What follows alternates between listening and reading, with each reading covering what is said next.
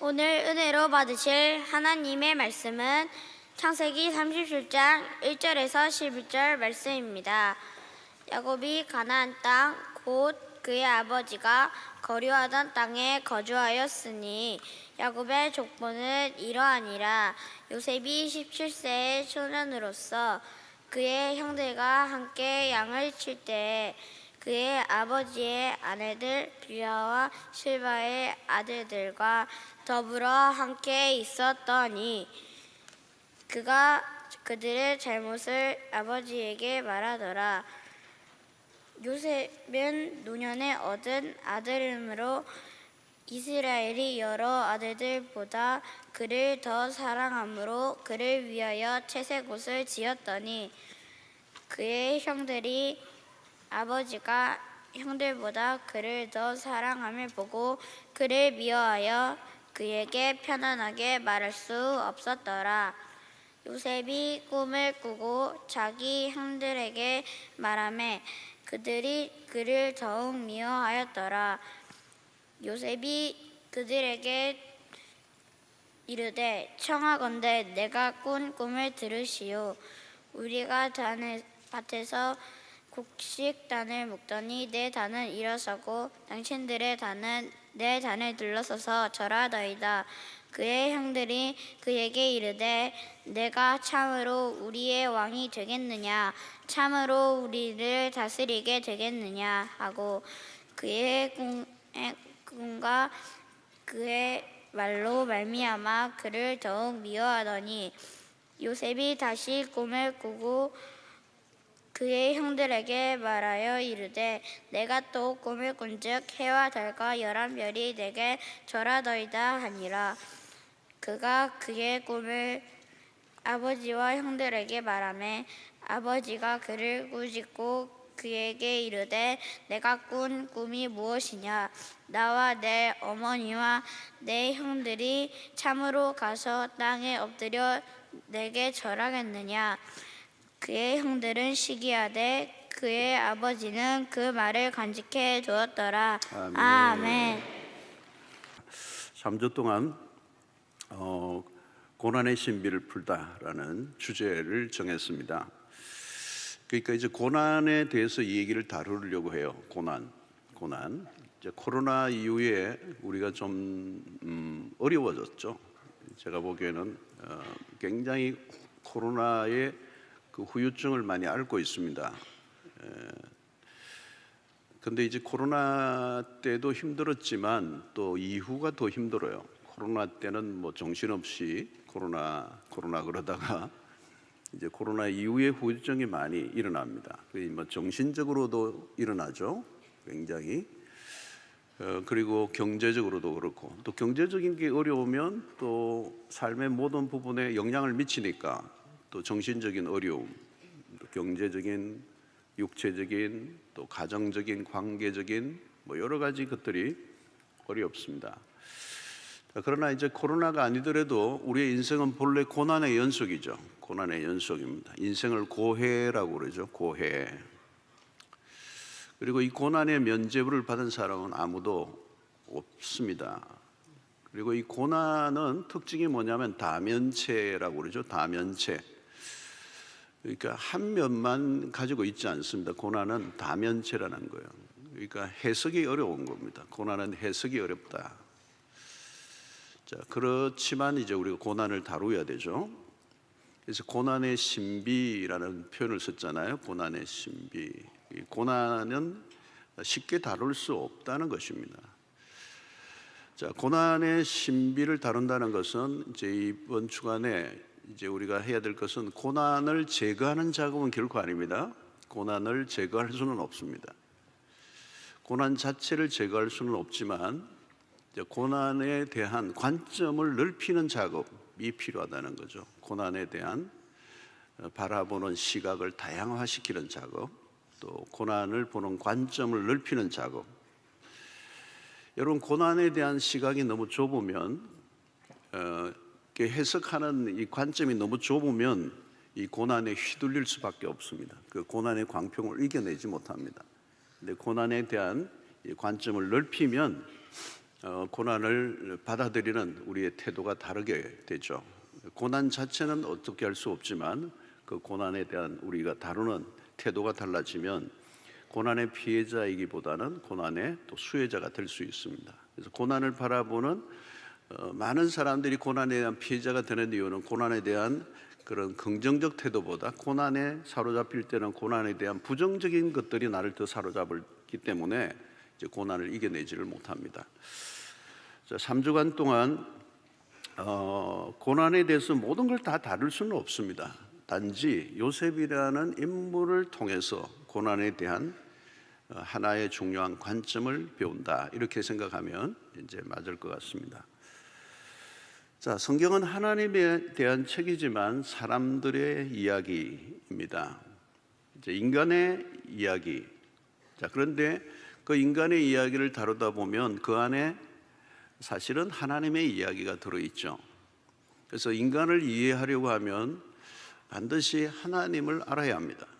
왜냐하면 인간은 스스로 존재하는 것이 아니기 때문에 그렇습니다. 그래서 우리는 하나님 안에서 인간이 가장 인간다워져 간다. 이게 요셉 스토리에서 우리가 읽어내야 하는 작업입니다. 자, 창세기 12장부터 50장까지 우리가 잘 아는 것처럼 인물 이야기입니다. 먼저는 족장의 이야기죠. 아브라함과 이삭과 야곱의 이야기. 그리고 뒤에 요셉의 이야기가 덧붙여집니다. 요셉의 스토리는 37장부터 50장까지 길게 이어집니다. 자, 우리가 잘 아는 것처럼 아브라함은 믿음의 조상이죠.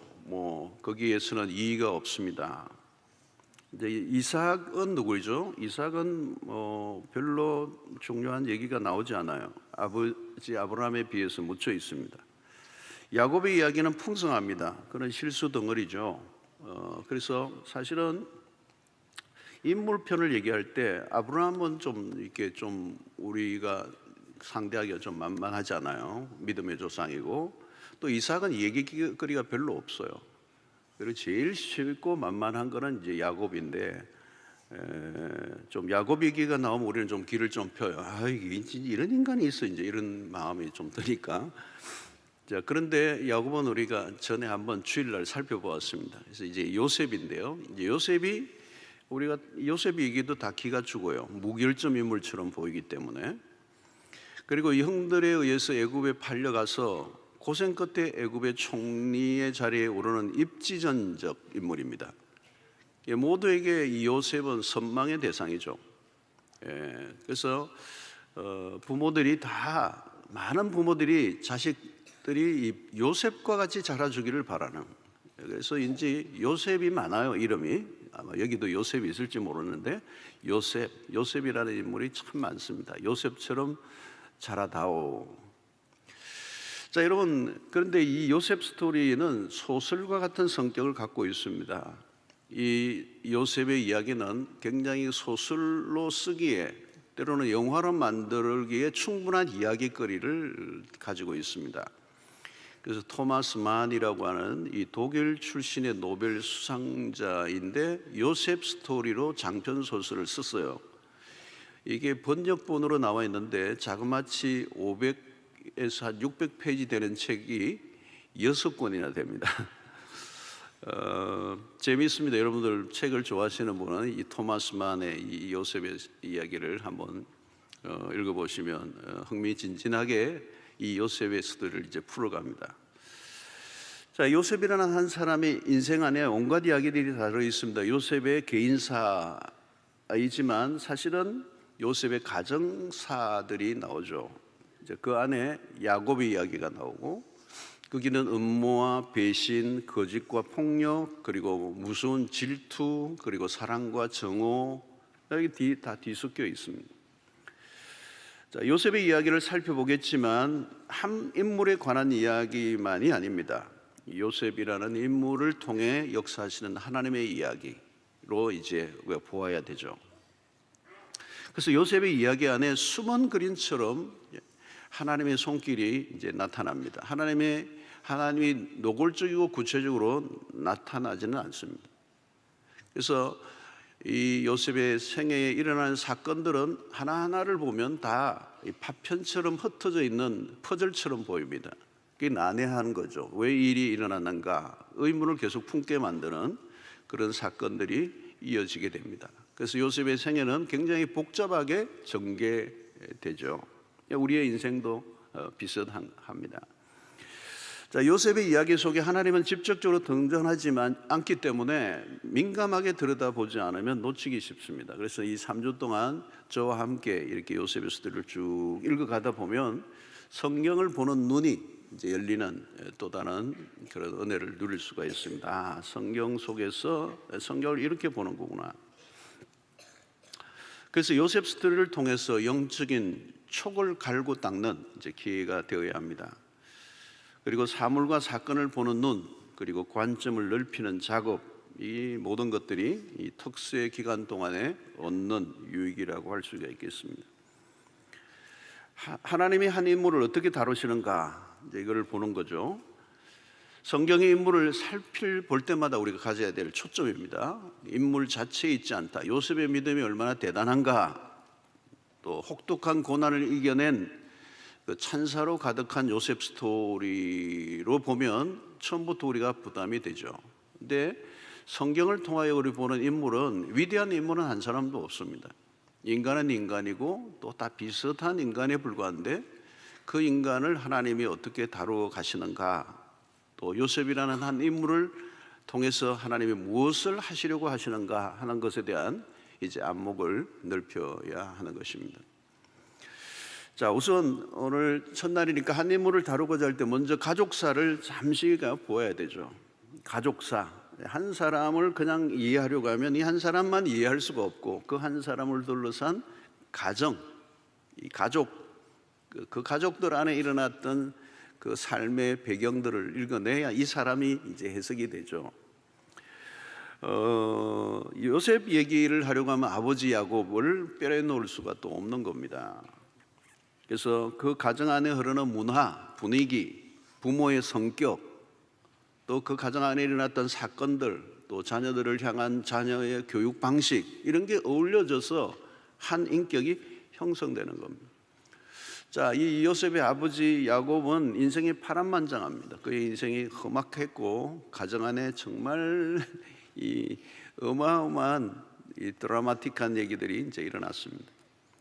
특별히 이제 우리가 아는 것처럼 야곱의 결혼 과정, 나그네 생활을 하다가 외삼촌 라반의 집에서 이제 두 아내를 얻는데 진짜 그가 원했던 아내는 라헬이었죠. 라헬에 이 야곱이 꽂혔습니다.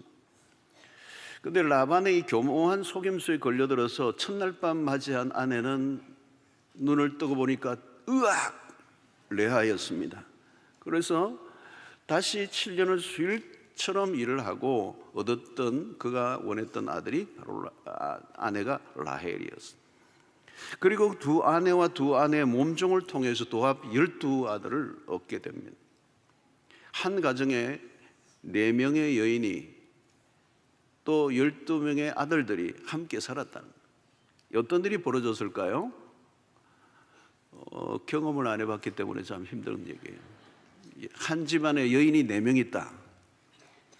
얼마나 복잡하고 어려운 일들이 일어났겠어요? 배다른 형제들끼리의 그 관계가 얼마나 복잡했겠습니까? 그러니까 야곱의 가정, 요셉이 자라난 그 가정은 역기능적 가정입니다. 역기능적 가정. 그러니까 요셉이 역기능적 가정 안에서 자랐다는 거죠. 그 역기능이 가장 구체적으로 드러난 게 이제 편애였죠. 편애. 오늘 3절에 나옵니다. 요셉은 노년에 얻은 아들이므로, 또 노년에 얻었어요. 넓게. 그리고 자기가 사랑하는 라헬의 아들이에요. 그죠?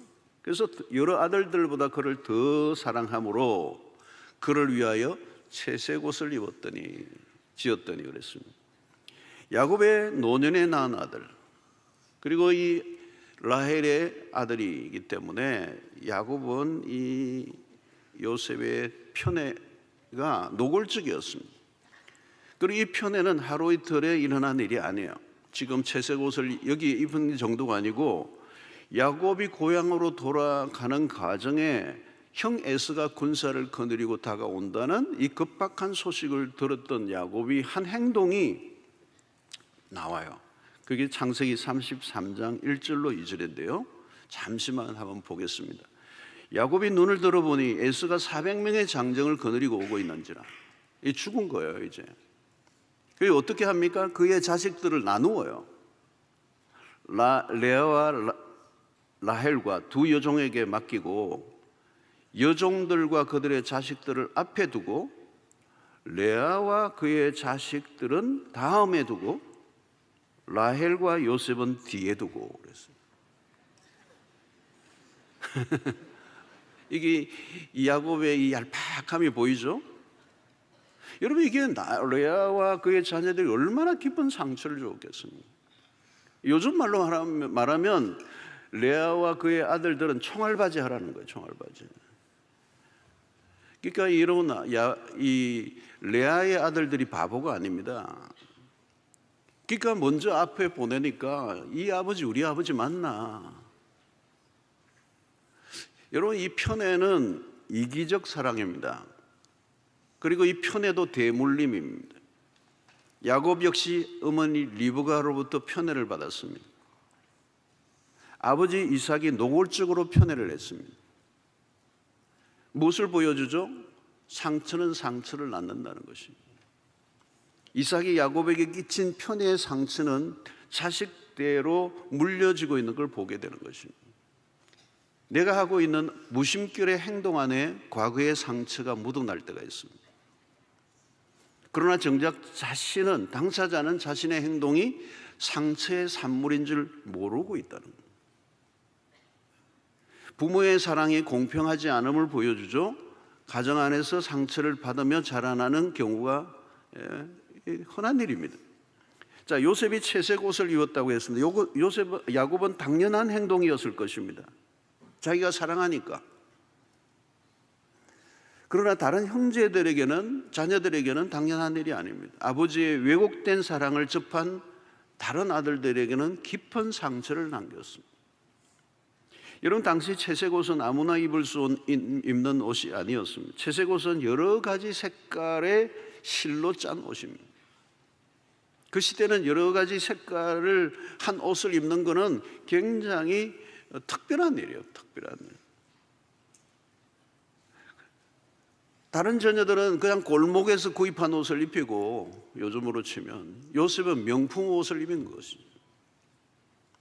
여러분 이 옷은 소매를 덮고 발목까지 길게 내려진 옷이에요. 그야말로 정장 코트입니다.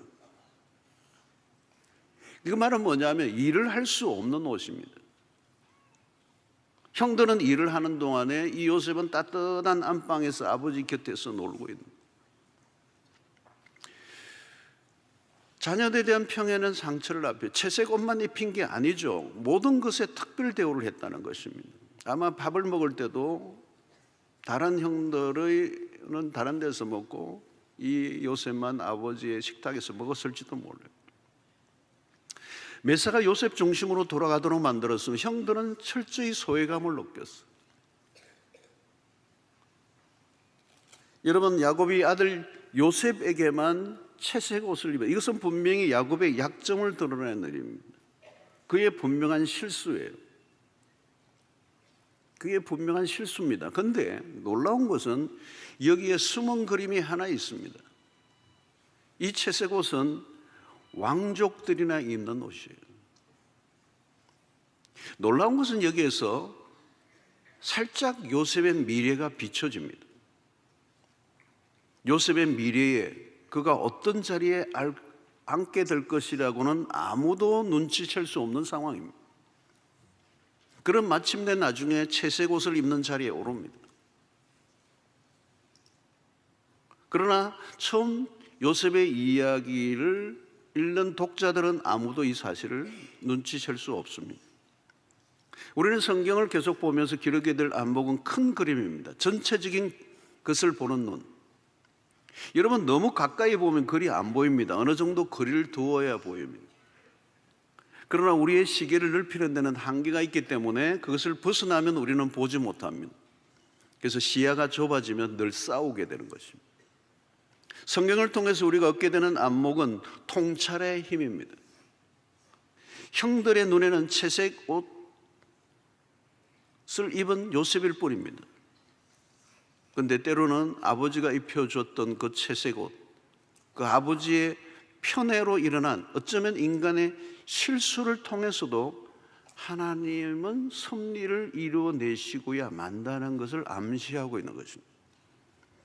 자, 결국 형들이 요셉을 미워하게 됩니다.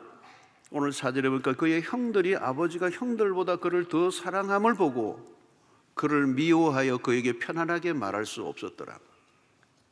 아버지 야곱이 요셉을 사랑한 것은 좋으나 지혜로운 방법은 아닙니다.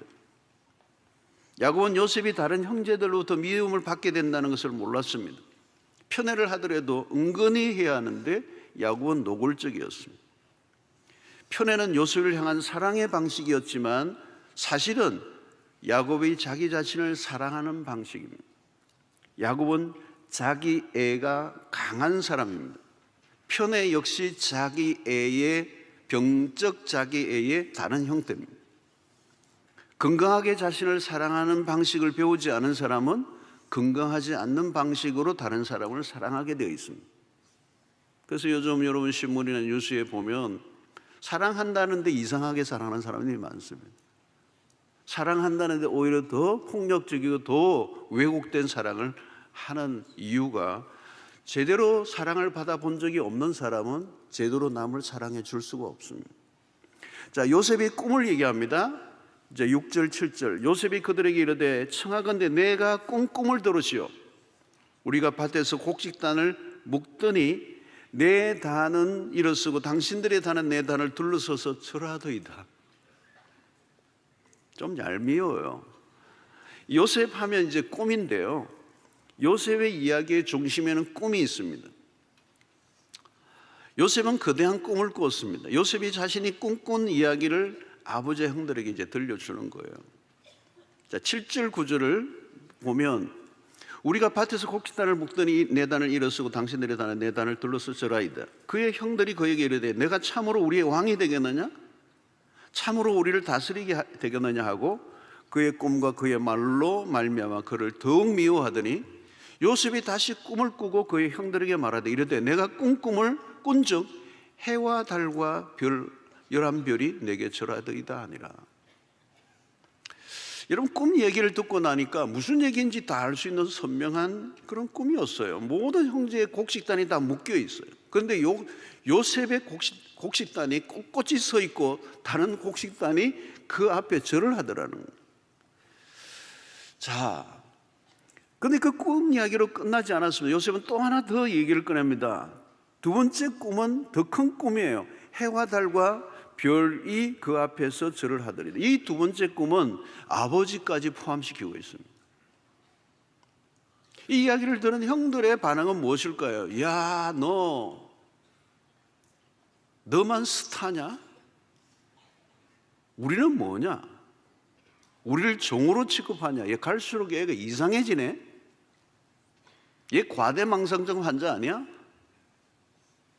이 형들은 이 미움, 그 요셉에 대한 미움이 극에 달합니다. 채색 옷을 입은 것만으로도 밉상인데 꿈 이야기로 인해 더 미움을 가지게 된 것입니다. 여러분, 여기서 요셉의 태도에 우선 문제가 있어 보입니다. 자신의 꿈은 누가 보아도 형들과 아버지가 자신에게 절을 한다는 뜻인데 듣기 좋았을 리가 없습니다. 그런데 그걸 그대로 해요. 여러분, 꿈은 간직할 필요가 있습니다. 꿈은 간직할 필요가 있어요. 그러니까 이야기를 하더라도 지혜가 필요합니다. 지혜가 필요합니다. 여러분, 솔직하게 말하는 것과 지혜롭게 말하는 것은 다른 거예요. 솔직하게 말하는데 다른 사람의 속을 뒤집어 놓는 사람이 있어요. 그 지혜로운 게 아니죠. 어떻게 보면 어린 소녀에게 너무 많은 걸 요구할 수는 없습니다. 어린 나이로서 그가 꿈꿈은 상상을 넘어선 일입니다. 그럼에도 꿈 이야기를 한 것은 요셉의 실수로 보입니다. 그러나 여러분, 요셉의 이야기의 출발선상에서 연약함을 보이는 것은 너무도 당연해 보입니다. 요셉의 이야기를 할 때 우리가 늘 조심해야 한다는 것은 의도적으로 미워하려고 해서는 안 된다는 것입니다. 이 성경의 강점이 뭐냐? 성경은 어떤 사람에 대해서 미워하려고 하지 않는다. 세상의 인물을 평하는 인물평, 자서전들은 주로 미화가 많습니다. 신화를 만들어내고 이야기에 흥미를 더해 주려고 하고 완벽을 한 사람으로 만들려고 합니다. 성경은 달라요. 그래서 요셉 스토리는 영웅전이 아니다. 하나님은 특별한 사람을 사용하시지 않아요. 성경을 보면 성경에는 특별한 사람이 없어요. 요셉은 특별한 사람이 아닙니다. 하나님은 평범한 사람을 사용하십니다. 위대한 인생은 없습니다. 다만 하나님이 사용하셨을 뿐입니다. 인간의 상태와 조건이 중요하지 않습니다. 하나님이 사용하시면 되는 거예요. 하나님이 사용하시면 특별해지는 겁니다. 내가 특별한 게 아니고. 요셉은 아직 준비가 덜 된 사람입니다. 눈치도 없고 철도 없는 아이처럼 보입니다. 아마 분명히 요셉은 철없는 아버지로부터 특별한 총애를 받고 채색을 입고 난처하고 떠올리고 이런 연약함이 분명히 있었을 거예요. 꿈은 분명히 요셉에 관한 것이지만 그 꿈을 이루기에는 턱없이 부족한 상태. 하나님이 보여주신 꿈은 완벽해요. 그러나 그것을 이루어가게 될 인간은 턱없이 부족한 모습이에요. 자, 그러나 여러분, 여기서 우리에게 주는 메시지는 뭐예요? 아직 준비가 덜 된 사람도 하나님은 사용하신다. 성경을 통해서 우리가 얻는 중요한 교훈 중 하나는 잘 준비된 사람을 부르시지 않습니다. 시작전부터 완벽한 사람은 없습니다. 하나님은 부족하고 연약한 사람을 부르십니다. 불완전한 사람을 다듬어 가시죠. 하나님의 훈련 프로그램 안으로 들어가야 할 사람들을 불러내시고 하나님이 그들을 훈련시키시죠. 하나님의 도우심이 필요 없는 사람, 가장 위험한 사람입니다. 하나님은 우리의 부족을 메꾸어 가시는 분이십니다. 자, 요셉의 부족함들이 눈에 띕니다. 그는 역기능적 가정 안에서 채색의 옷을 입고 턱권의식에 사로잡히고, 여러분 이런 것들은 요셉에게 장점이기보다는 흠집이에요. 4명의 여인들에 의해 가정 안에서 벌어지는 암투들, 이 부모의 미숙한 자녀 교육, 이 요셉에게 영향을 미쳤을 가능성이 충분히 있는 거죠. 그것은 요셉이 얼마나 불완전한 조건과 환경 속에 자라난 불완전한 존재인가를 충분히 우리가 알 수 있는 것입니다. 여러분, 우리도 마찬가지예요. 우리 중 누구라도 하나님이 사용하시기에 충분히 준비되었다고 할 사람이 있습니까? 아무도 없어요. 우리는 모두 약점과 한계들, 불우한 환경, 내면의 많은 상처들 다 가지고 있어요. 중요한 것은 그것을 하나님이 어떻게 다루어 가시고 어떻게 빚어 가시는가에 따라 인생의 길이 달라진다는 거예요. 자, 요셉은 꿈 이야기로 형들에게 미운 틀이 단단히 박혔습니다. 요셉은 물론이고 요셉과 관련된 것은 다 싫었어요. 요셉의 형들은 다 이복 형들입니다. 이 형들이 이제는 이를 갈고 있는 거죠. 무엇보다도 아버지의 야곱이 자녀들의 분노를 더 키웠습니다. 그래서 요셉의 이 가정 안에는 이 분노와 질투와 적대감으로 지금 폭발 직전으로 이제 가고 있는 거예요. 형들로부터 미움을 받은 장면은 받고 있는 장면은 우리의 마음에 넣어두어야 합니다. 왜 그런가 하면 요셉의 형들이 가진 이 미움은 이야기 전개에 매우 중요한 요소이기 때문에 그렇습니다. 그 미움이 요셉의 생애에 어떤 일을 불러올 것인지를 우리가 지켜봐야 되는 거예요. 그래서 이 스토리의 전개 속에는 무엇인가가 계속 암시되어 있어요. 현재는 그것이 무엇을 의미하는지 알 길이 없습니다. 단지 요셉은 형들에게 철없이 내 꿈을 들어보세요. 내 꿈이 어때요? 그 꿈 이야기를 들은 이 형들은 화가 나 씩씩거리고 있는 모습, 영어로 치면 그것이 이제 화면을 가득 채우고 있는 거죠. 여러분, 미움의 감정은 비극을 만들어낼 때가 많습니다. 이미 가인과 아벨과의 관계 안에서 시기심이 가인이 아벨을 죽이는 일로 발전됩니다. 형제의 난입니다. 가정 안에서 언제나 좋은 일만 일어나는 것은 아닙니다. 어쩌면 세상에서 일어나는 가장 끔찍한 일이 가정에서도 일어날 수 있다는 거죠. 아니, 세상에서 일어나는 모든 일들은 가정에서 일어난 일의 연장일 뿐입니다.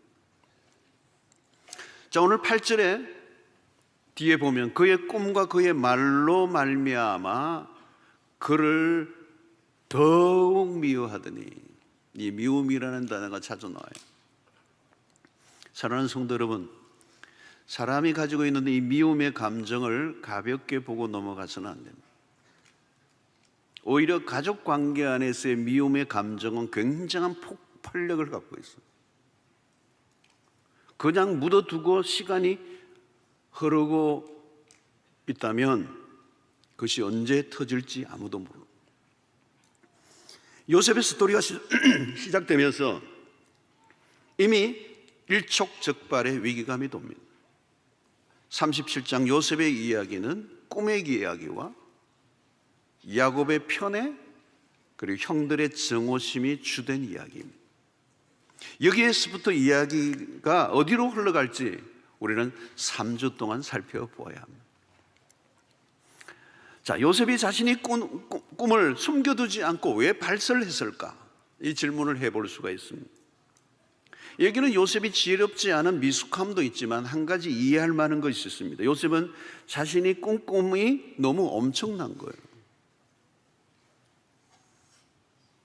간직하고 있기에는 너무도 강력한 꿈이었어요. 아마도 말하고 싶었을 것입니다. 아마 우리라도 말하고 싶었을 거예요. 큰 비밀을 알고 나면 혼자 간직하기가 어렵습니다. 그 비밀을 가까운 가족에게 얘기할 수밖에 없었을 거예요. 문제는 동생의 이야기를 받아들이지 못하는 형들의 옹졸함이 엿보이죠. 요셉의 꿈을 축하해주고 지지해 주었다면 얼마나 좋았겠어요. 그러기에는 그 가정에 너무 얽혀있는 것들이 많아요. 자, 인간의 내면에 있는 이 시기심은 형제들 안에서도 벌어지고 있다는 것, 이 인간의 죄성, 이것이 형제들의 이해와 사랑을 받기에는 이미 불편한 관계 속에 있음을 알려주고 있는 것입니다. 자, 오늘의 이야기 속에서 하나님은 직접적으로 등장하지 않는다고 했습니다. 아니, 요셉 스토리 내내 하나님이 직접적으로 등장하시지는 않아요. 그러나 하나님은 요셉 안에 꿈을 집어넣어 주시는 것으로 등장합니다. 요셉의 꿈은 하나님이 주신 꿈입니다. 요셉의 꿈은 사람들이 흔히 말하는 꿈과는 다릅니다. 우리는 흔히 꿈을 가지라, 또 우리가 요셉 스토리를 가지고 언제나 우리가 들었던 설교도 우리도 요셉처럼 꿈을 가지자, 이런 설교를 우리가 많이 들었습니다. 그러나 정확히 얘기하면 요셉이 꿈을 가진 것이 아닙니다. 꿈의 주체는 요셉이 아니라 하나님이시라는 거예요. 그가 꾸고 싶은 꿈이 아니고 하나님의 꿈을 불어넣어 주신 거죠. 두 종류의 꿈이 있습니다. 내가 스스로 꾼 꿈이 있습니다. 나로부터 시작된 꿈. 그 꿈은 미래를 알 수가 없습니다. 이루어질지 이루어지지 않을지 알 수 없습니다. 우리가 기도할 때도 마찬가지입니다. 나의 꿈을 이루어 달라고 매달립니다. 그러나 요셉의 꿈과는 다른 얘기입니다. 여러분, 내가 스스로 꾼 꿈은 분석을 해봐야 합니다. 대부분 나의 꿈은 나의 야망으로부터 시작된 것입니다. 그야말로 my dream이에요. 사람들은 그 꿈을 이루기 위해 모든 걸 다 바칩니다. 그러나 헛된 꿈으로 끝날 가능성이 높습니다. 나로부터 출발한 꿈은 그 미래를 알 수 없다는 거예요. 내가 꾼 꿈은 누구도 보장해 주지 못합니다. 내가 꾼 꿈은 내가 책임을 져야 됩니다. 내가 꾸고 하나님에게 모든 걸 책임지라고 하면 안 됩니다. 중요한 것은 하나님이 주신 꿈입니다. 하나님이 주신 꿈이라면 하나님이 책임질 것입니다. 위로부터 주어진 꿈이어야 된다는 거예요. 요셉은 하나님이 주신 꿈이에요. 하나님이 요셉 안에 꿈을 인스톨한 거죠. 여기에서 운명이 달라지는 거예요. 내가 가고 싶은 길과 하나님이 가라고 하신 길은 다른 거예요. 요셉은 지금 그가 꾼 꿈이 무엇을 의미하는지는 지금 모르고 있어요. 그러나 중요한 것은 그것은 요셉이 꾼 꿈이 아니라 하나님이 꾸게 하신 꿈이라는 거예요. 여러분, 요셉에게 꿈이 중요합니다. 이야기의 핵심에 꿈이 있습니다. 그래서 요셉을 우리는 꿈쟁이라고 얘기할 정도로 그는 꿈과 요셉은 뗄래야 뗄 수 없는 관계에 있습니다. 왜 그 꿈이 중요한가? 그 꿈 안에 하나님의 계획이 들어있기 때문에 그렇습니다. 그 꿈은 누가 주도하신다는 것입니까? 하나님이 주도하신다는 거예요. 꿈 안에 요셉의 인생을 푸는 키가 있습니다. 세상적인 꿈은 자신이 그 꿈을 쫓아갑니다. 그러나 하나님이 주신 꿈은 그 꿈이 나를 이끌어 간다는 거예요. 꿈의 주체가 내가 아니라 하나님이시라는 거예요. 무엇을 말해줍니까? 우리의 삶의 주도권이 우리에게 있지 않다는 것입니다. 대개는 내가 주도한다고 생각합니다. 내 인생의 주인은 나라고 생각하고 삽니다. 정말 내 인생의 주인이 나라고 생각하십니까? 진지하게 물어보셔야 돼요. 이 질문에 대한 답을 어떻게 하느냐에 따라 내 삶의 태도가 달라지는 것입니다. 내가 내 인생의 주인이라면 내가 원하는 대로 내 인생이 돌아가야 됩니다. 그런데 내 계획대로 돌아가지 않습니다. 40만 정도 넘으면 이거 다 눈치채고 있을 겁니다. 만 이전은 잘 모르겠습니다. 은혜를 받으면 더 일찍 깨닫는 거고. 인생은 내 계획대로 안 돌아갑니다. 내가 주인이 아닙니다. 요셉의 꿈을 통하여 우리에게 주시는 메시지는 무엇입니까? 우리의 인생의 길은 우리가 원하는 길로 가지 않는다는 데 있다는 것. 내가 계획하는 대로 돌아가는 인생은 없습니다. 내 인생이 내가 원하지 않는 방향으로 돌아갑니다. 그 말은 내 인생의 주인이 따로 있다는 뜻입니다. 우리는 내가 원하는 대로 돌아가지 않으면 그것을 실패라고 말합니다. 우리는 너무 쉽게 성공과 실패라는 판정을 내립니다. 그 성공과 실패의 기준이 무엇인가 하는 거예요. 하나님이 주신 꿈은 우리가 예상하지 않는 길로 이끌려 갑니다. 그런데 여러분, 우리가 다음 39장에서도 보면 알지만 요셉은 지금 자기의 계획대로 돌아가지 않는데도 불구하고 성경은 요셉이 형통한 자가 되어라고 하는 이상한 표현을 쓰고 있는 겁니다. 우리는 내가 예상한 대로 돌아가야 성공이라고 생각합니다. 아닙니다.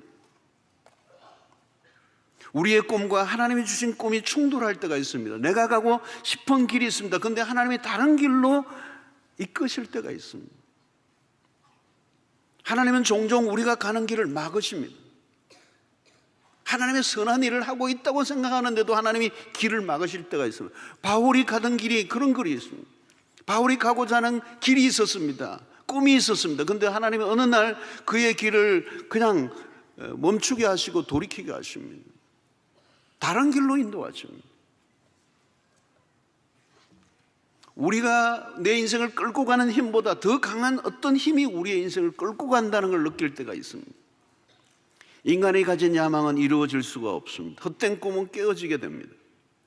우리가 겪는 대부분의 고통은 이루어지지 않는 꿈 때문입니다. 꿈의 좌절, 삶이 어느 지점에서부터인가 딱 멈추어 선 그 순간 우리는 고통을 느낍니다.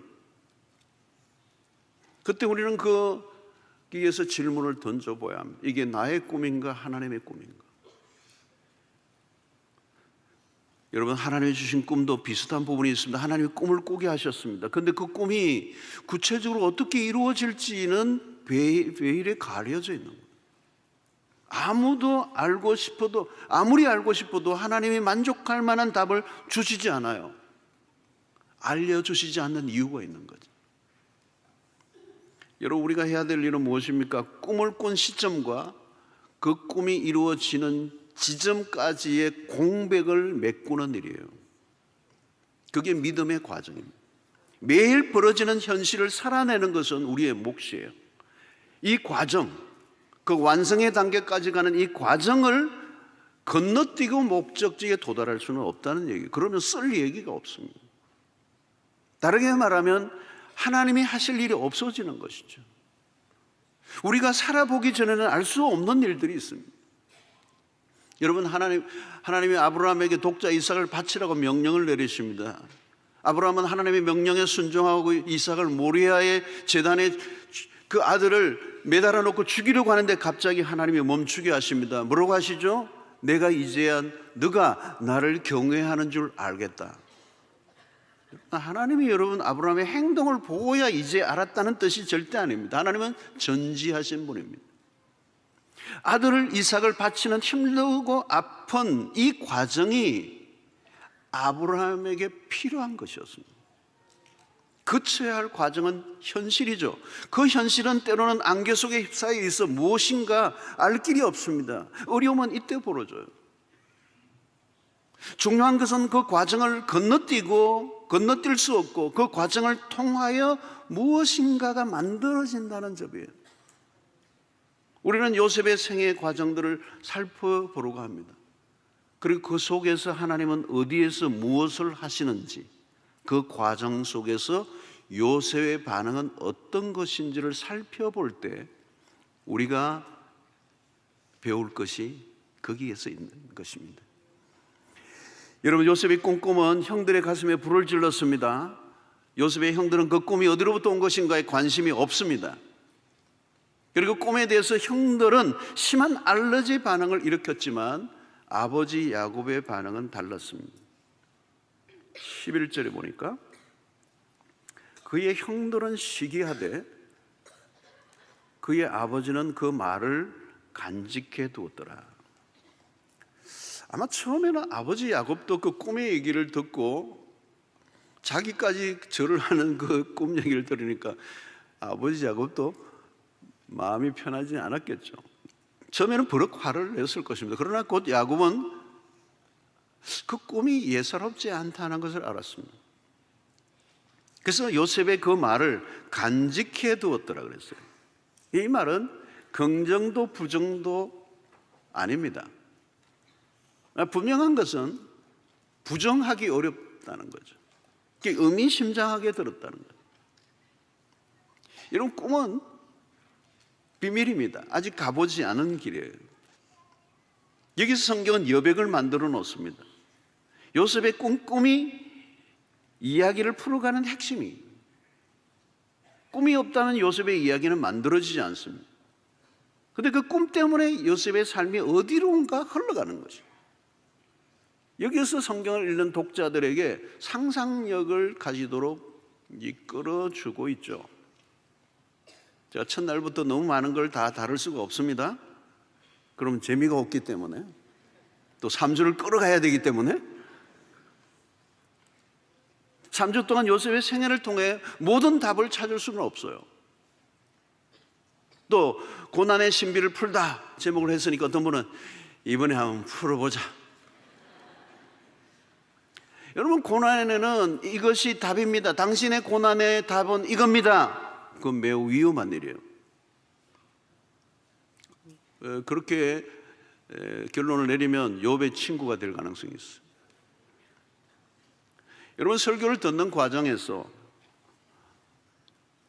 성령 하나님이 여러분들 각자 가운데 무엇인가를, 이 설교를 듣는 가운데 성령이 각자에게 뭔가를 말씀해 주시기를 바라요. 그리고 여러분들은 계속 말씀을 들으면 질문을 계속 하셔야 돼요.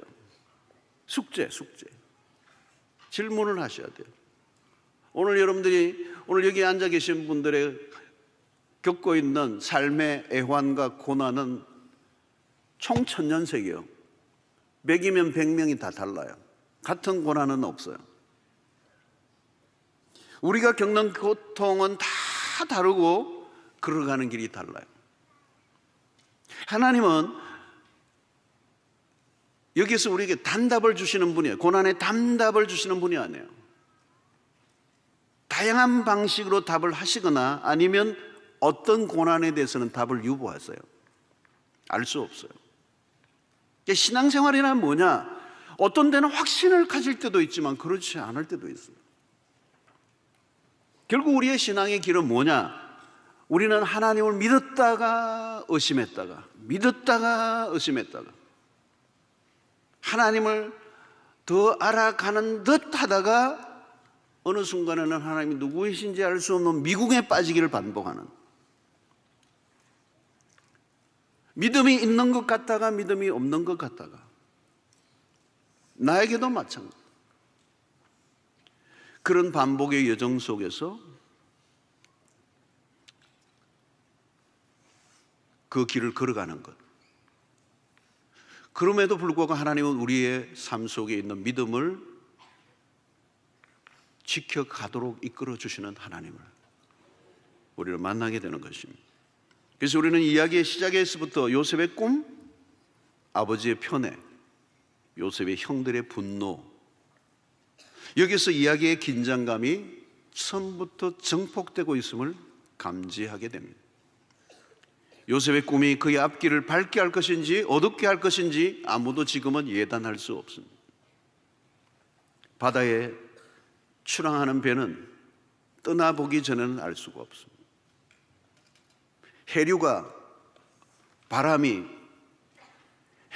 어디로 흐를지, 바람이 어디로 불지 수많은 경우의 수가 기다리고 있습니다.